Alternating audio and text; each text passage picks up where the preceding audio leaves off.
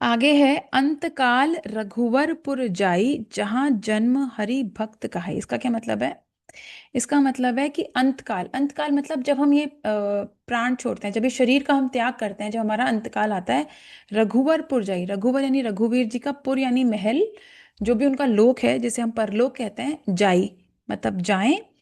कि जब हमारा अंत काल हो तो हम नरक में और इधर उधर किसी योनि में ना पड़े जाकर, हम वैकुंठ धाम में हम पहुंचे, जो भगवान श्री राम का धाम है, हम वहां जाएं जहां जन्म हरि भक्त का ही। और अगर उसके बाद भी हमें कहीं जन्म मिल रहा है तो वहां पे भी हमें हरि भक्त ही कहा जाए। मतलब ऐसा नहीं हो कि हमारे अगले जन्म में हम कुछ और बन जाएं और हम हरि भक्ति भूल जाएं। इसकी भी दो चार स्टोरीज हैं। हिरण्यकश्यपु की स्टोरी सुनी होगी आपने। वो कहते हैं कि जो प्रहलाद के पिताजी थे, वो कहते हैं कि पूर्व जन्म में वो विष्णु के सेवक थे। लेकिन फिर कुछ श्रापवश कुछ ऐसा हुआ कि उन्होंने चूज किया कि मैं ईश्वर का विरोधी होके पैदा हूं। तो हिरण्यकश्यप फाइनली विष्णु के विरोधी होके पैदा हुए। और उस विरोध में उन्होंने इतना अत्याचार किया। आपने कई बार कहानियां सुनी होंगी, अपने ही पुत्र के पीछे पड़ गए, अपने ही पुत्र को मारने की जाने कितनी बार उन्होंने कोशिश की। तो तुलसीदास जी कह रहे हैं कि हमारे साथ ऐसा ना हो। हम किसी भी जन्म में आपके शत्रु के रूप में ना पैदा हों, हम जब भी पैदा हों हम हरि भक्त भक्त ही कहलाएं। ऐसी हमें आशीर्वचन चाहिए। एक तो जैसे ही हमारा अंतकाल आए हम आप ही के लोक में जाएं, और जब हम यदि पुनर्जन्म लें तो हो सकता है हम आपके लोक जाने के बाद हमारा पुनर्जन्म भी ना हो, लेकिन अगर हो तो भी हम हरि भक्त ही कहलवाएं, ऐसा हमें आशीर्वाद दीजिए। इसके लिए एक बड़ी अच्छी स्टोरी है। कहते हैं कि अब जब भगवान श्री राम ने मनुष्य का जन्म लिया तो अंततः तो उनको ये शरीर का त्याग करना ही था। तो फाइनली वो समय आया कि जब उनको था कि अब मुझे ये शरीर छोड़ना ही पड़ेगा। तो वो उन्होंने कहते हैं जल समाधि ली थी। तो वो हनुमान को भी बुलाते हैं, बोलते हैं आओ चलें, तुम चलो मेरे साथ। वो कहते हैं तुमको मैं सशरीर वैकुंठ धाम लेकर जाऊंगा, तुम आओ मेरे साथ। तो हनुमान जी पूछते हैं, आप देखिए कितना सरल हृदय है हनुमान जी का। वो पूछते हैं कि प्रभु वहाँ राम कथा होती है क्या? वैकुंठ में आप आपके धाम में राम कथा होती है क्या? तो राम जी बोलते हैं भाई वहां तो राम कथा नहीं होती। वहां तो ये सब कुछ नहीं होता जो यहाँ होता है, जो इस श्लोक में होता है। तो वो कहते हैं अब जहाँ राम कथा ही नहीं होती वहां मैं क्यों जाऊं, मैं मेरा क्या काम। मुझे तो राम कथा सुननी अच्छी लगती है, मुझे तो राम धुनी करनी अच्छी लगती है। तो मुझे नहीं जाना, आप जाइए। आप मतलब सोचिए कितनी कितनी भक्ति है। उनसे बड़ा कोई भक्त नहीं है शायद दुनिया में। वो कहते हैं राम कथा नहीं होती, मैं तो नहीं जा रहा। यहाँ फिर राम इतने प्रसन्न हो जाते हैं उनसे, हनुमान जी से। और फिर उसको वरदान देते हैं, हनुमान जी को वरदान देते हैं कि जब तक राम का नाम रहेगा ना हनुमान, तब तक तुम्हारा नाम रहेगा। तो अब जब तक राम का नाम है तब तक हनुमान जी का नाम है। और बहुत सारे वरदान उनको देते हैं, बहुत खुश हो जाते हैं। आगे इसकी कहानी है। आगे कहानी है, जब अयोध्या वासियों को पता चलता है ना कि भगवान राम समाधि लेने जा रहे हैं, तो कहते हैं पूरी अयोध्या नगरी, जीव जंतु वानर जो भी वहां होता है, जिसको भी पता चलता है कि भगवान राम आज समाधि लेने जा रहे हैं, वो सब उनके पीछे पीछे उस सरयू नदी में राम जाते हैं, और पीछे पीछे सब लोग चले जाते हैं। सब जल समाधि ले लेते हैं। और कहते हैं जब लोग अंदर जाते हैं तो उनके दिव्य शरीर बाहर निकलते हैं, और सारे के सारे दिव्य शरीरों के साथ वैकुंठ धाम जाते हैं। तो ये इकलौती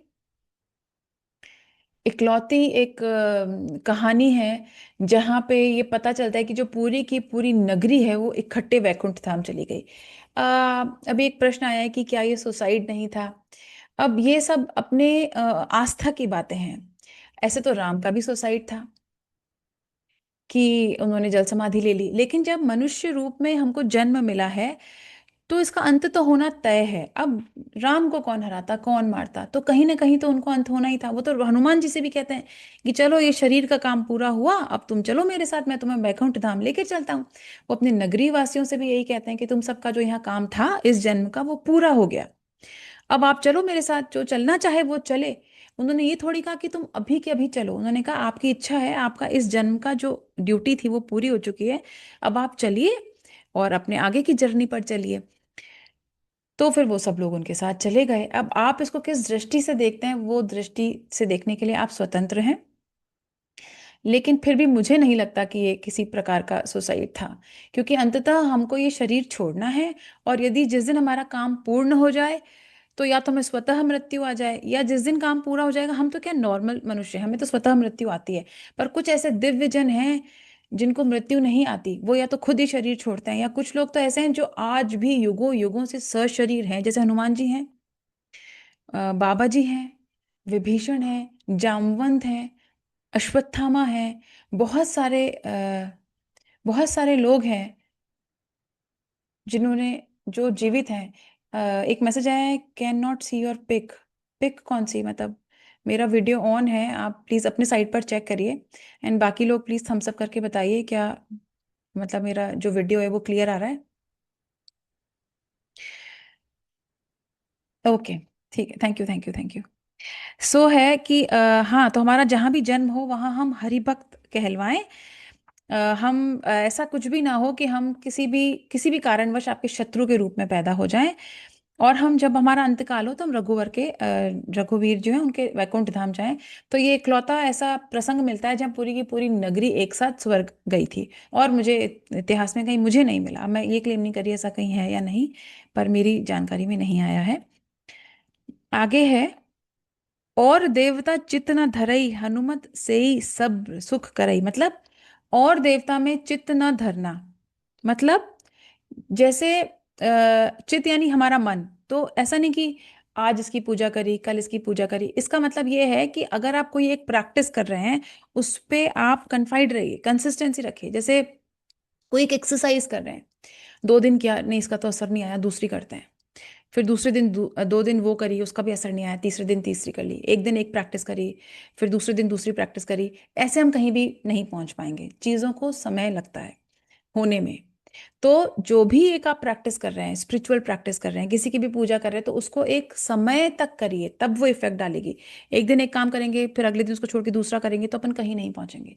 तो ये जब कह रहे हैं कि और देवता चित्त न धरे, किसी और देवता में चित्त मत धरो, एक को पकड़ा है तो अब इन